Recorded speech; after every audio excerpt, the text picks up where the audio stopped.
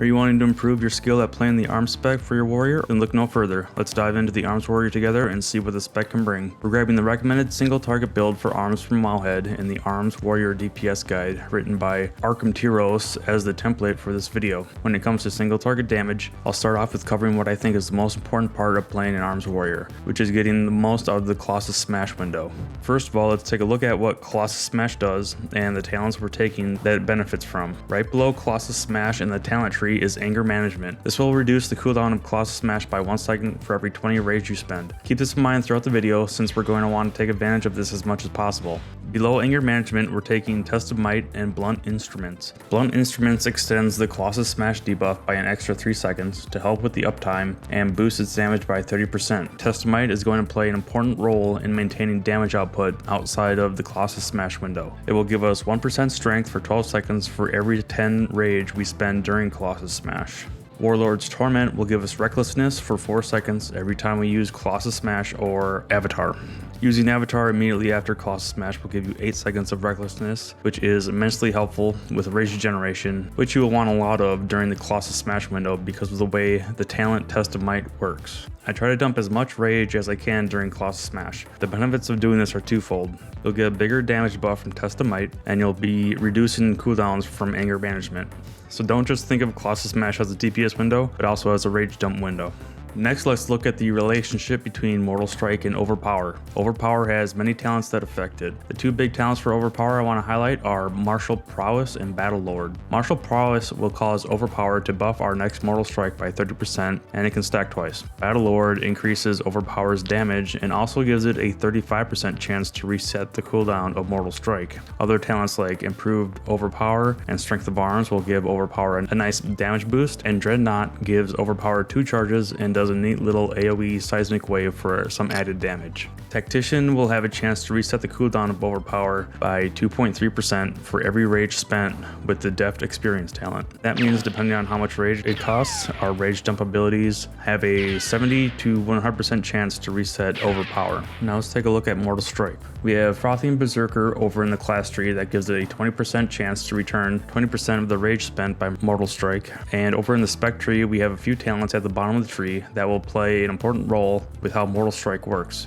Executioner's Precision makes Execute act like Overpower with buffing Mortal Strike damage. The last talent is Fatality. Above 30% health, your Mortal Strikes can build up stacks of Fatal Mark. Once the enemy drops below 30% health, your next Execute will consume Fatal Mark stacks and nuke the enemy. You might be asking yourself, why don't we take Exhilarating Blows if Mortal Strike is so awesome? I'm assuming that the theory crafters ran the numbers and determined putting the point into Bloodborne was a bigger damage decrease, especially when paired up with Bloodletting and Thunderous Words. Since Rend and Deep Wounds should have about 100% uptime, then I can easily see Bloodborne being better than a 20% Mortal Strike reset chance. Now let's quickly go over the rage spending abilities we'll be using, which are Whirlwind, Thunderclap, and Ignore Pain. Again, why is dumping rage so important for an arms build? It reduces Colossus Smash cooldown from Anger Management, it'll build up the Test of Might buff during the Colossus Smash window, and spending rage can reset Overpower's cooldown. For Whirlwind, the talent Storm of Swords and Barbaric Training will make Whirlwind cost 60 rage. This means it'll take 3 seconds off the Colossus Smash cooldown, give 6% strength to the Test of Might buff if used during Colossus Smash, and will guarantee an Overpower cooldown reset. Our next rage cost ability is Thunderclap. With the Blood and Thunder talent, an added benefit of using Thunderclap is that it will maintain your Rend dot on the target, so that's one less thing you gotta worry about. Next is Ignore Pain. While being a defensive ability, the big benefit of using Ignore Pain is that it is off the global cooldown, so you can use it without interrupting your Mortal Strike and Overpower spam. I think it's also worth mentioning that Rend can be used as a rage dump ability. Cases where you might want to use Rend is when you don't want to do AoE damage with Thunderclap to maintain Rend, or if your rage generation isn't that great yet, and using the big rage spenders would rage starve you.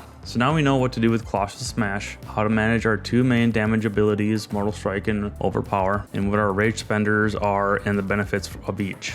Let's put those to use with some parsing and see how things play out before we talk about the execute phase.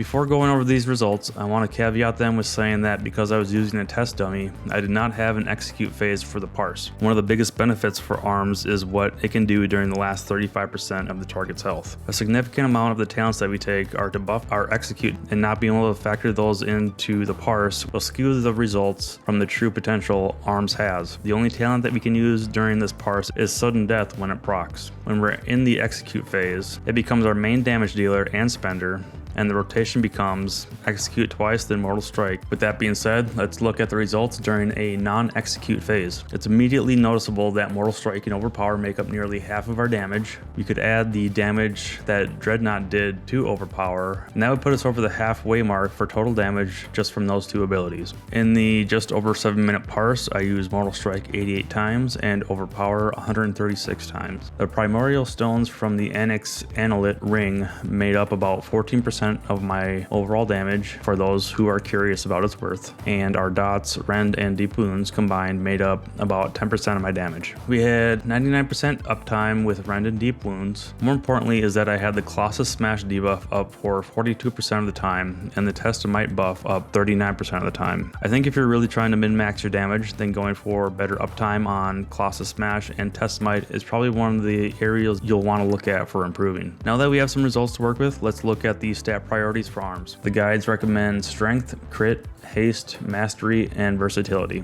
Now let's figure out why. At this point in the video, hopefully you understand how important rage generation is for ARMS, and crit and haste directly affect your ability to generate rage. Crits give you more rage when your auto attack crits, plus when in the ARMS spec you have the passive Seasoned Soldier that increases rage generation by 10% for your auto attack crits, and haste makes you attack faster to generate rage more often. With that in mind, let's take a closer look at crit. The ARMS talent tree has tons of talents that boost crit's power. On top of that, our battle stance gives us 3% more crit. The more crit we have, the more we can take advantage of all these talents. Now looking at haste, we have some things we want to keep in mind. Yes, it makes us attack faster, but it also shortens the global cooldown and the cooldowns for many of our rage spending abilities. If you have a huge amount of haste, you can find yourself spending your rage faster than you can generate it. If you're not paying attention, you could easily become rage starved, and nothing is worse than standing there without a button to push. Because of this, there is a certain balance you want between crit and haste. Become comfortable with your rage generation and don't overdo it and outpace your generation with your spending. For mastery, we have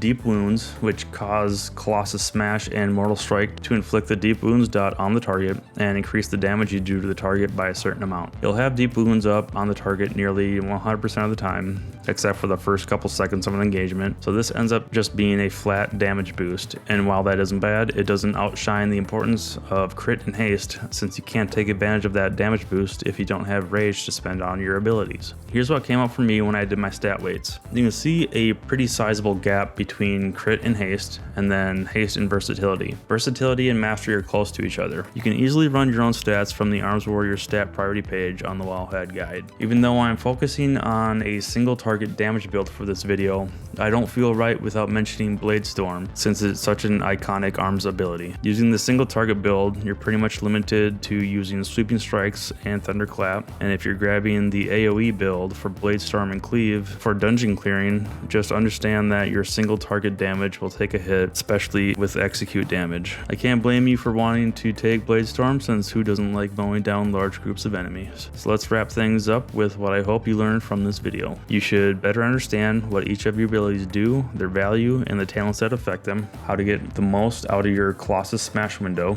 the importance of spending rage and why, the potential ARMS has during the execute phase, and the value for each stat and why they are ranked the way they are. My goal with this guide isn't to just regurgitate a list that you can read on a website, but to really help you understand a deeper level of the spec you want to play. Hopefully I did that for you. If you liked the video, then please consider subscribing, since I enjoy making these sort of class guides. If you are curious about a spec and would like to see a video on it, then leave it in a comment below. This ARMS guide was requested by a couple people that left comments on my Fury guide, so here we are. Until next time, I'll see you in Azeroth.